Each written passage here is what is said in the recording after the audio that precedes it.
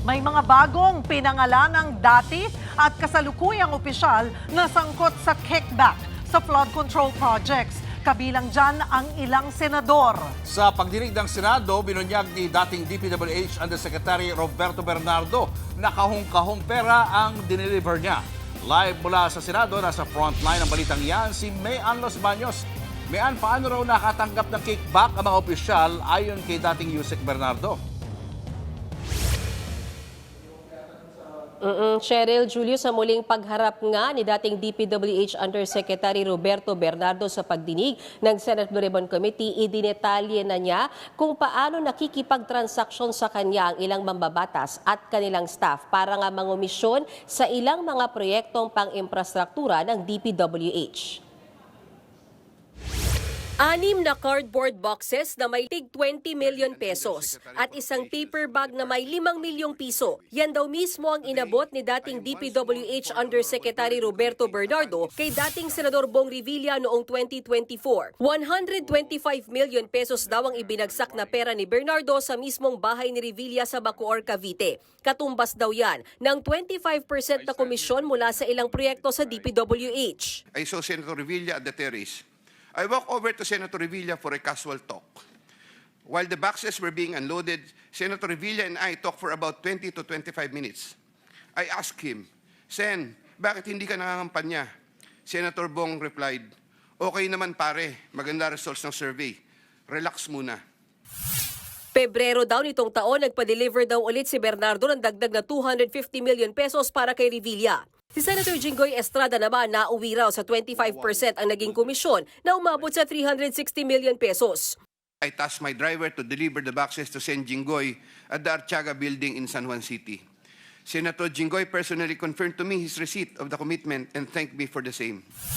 12% naman na komisyon ang natanggap daw ni dating Senador Nancy Binay sa pamamagitan ng kanyang staff noong 2023. Nasa halos 500 million pesos daw ang na-deliver para kay Binay. 2 deliveries. The first delivery amounted to 340 million at a house in Horseshoe Village, Quezon City, and the second delivery amounted to at least 200 million at another house, but also in Horseshoe Village, Quezon City. After the second delivery, Carlene told me, kinuha na ni Sir, salamat raw. Hindi ka raw kakalimutan sa Makati. The Sir refers to the husband of Senator Binay. Noong naging Senate President naman daw Senator Jesus Codero, humingi si Maynard Ngu ng listahan ng proyekto para sa funding ng DPWH. 160 million daw ang unang ibinagsak para kay Escudero sa building ni Ngu sa Maynila. 120 million pesos naman ang ikalawang delivery sa parehong lugar. Pinangalanan din Senador Mark Villar. Ang karanasan daw ni Bernardo, hihingan siya ni dating DPWH Undersecretary Cabral ng detalyadong listahan ng mga proyekto sa ilalim ng lump sum funds at aaprubahan niya ito o forward kay Secretary Mark Villar. Kasama daw dito ang major road projects gaya ng EDSA at 10% daw ang komisyon dito. Paghahatian daw yan ang pinsan ni Villar na si Carlo Aguilar, Cabral at Bernardo. Naniniwala daw si Bernardo na ang cut para kay Aguilar ay mapupunta kay Villar pero di niya naman daw nakausap ang kalihim.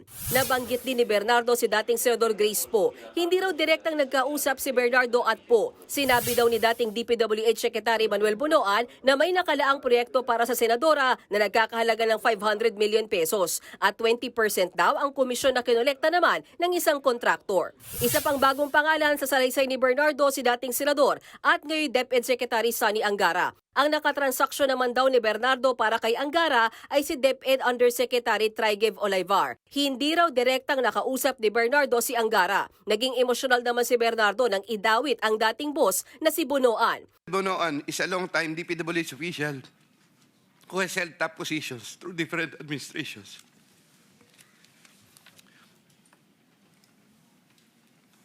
I look up to Sec Bunoan and consider him as a mentor. I treasure his guidance and friendship over the years. Sa pahayag ni Revilla, naniniwala siyang lalabas daw ang katotohanan. Itinanggi rin niya ang mga gawa-gawang akusasyon laban sa kanya. Naalarma naman daw, Senadora Grace Poe. Hindi raw siya involved sa korupsyon at kaya niya raw itong sabihin sa publiko. Para naman kay Senator Mark Villar, isa itong malaking kasinungalingan. Huwag daw sanang agad mang-judge base lang sa salaysay ng isang tao. Itinanggi rin ni Binay ang akusasyon sa kanya sa flood control projects. Wala raw siyang empleyado noon sa Senado na kayang gumawa nito. Hindi rin daw kailanman dawit si Angara sa korupsyon. Ito naman ang sagot ni Estrada sa paratang sa kanya.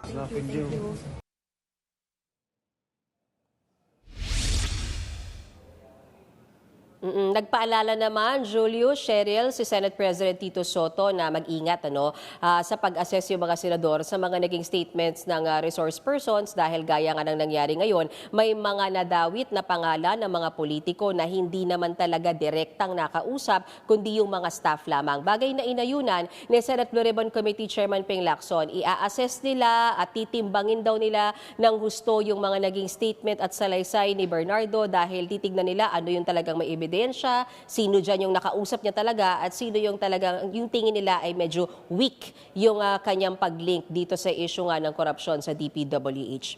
Balik sa inyo, Julius Cheryl. Mayan, bukod kay Bernardo, pinag-uusapan ngayon ang lumabas na video ni Zaldico. May reaksyon na ba ang mga senador? Nakausap natin si Senator Ping Lacson right after the hearing at past 4 kaninang hapon. Ang sinasabi niya, walang probative value. Wala siyang nakikitang value doon sa mga sinabi ni Zaldico dahil hindi naman siya nag-take ng oath o hindi naman niya sinumpaan yan. It's basically narration of his own story. Bagay na hindi nga nila, yun yung ayaw nilang mangyari. Kaya ayaw nilang mag-witness si Zaldico o humarap sa pagdinig ng Senado sa pamamagitan ng Zoom. Kaya ang gusto nila, sabi ni Senator Ping, pumunta ka dito sa Senado, mag-take ka ng oath, sabihin mo yung lahat ng sinabi mo, then saka pa lang daw nila yan bibigyan at titignan na mayroong probative value. Julius. Maraming salamat, Mayan Los Baños. Mga kapatid, Cheryl Cosing po. Maging maalam at may pakialam sa mga napapanahong issue at headlines. Mag-follow at mag-subscribe na sa social media pages ng News 5.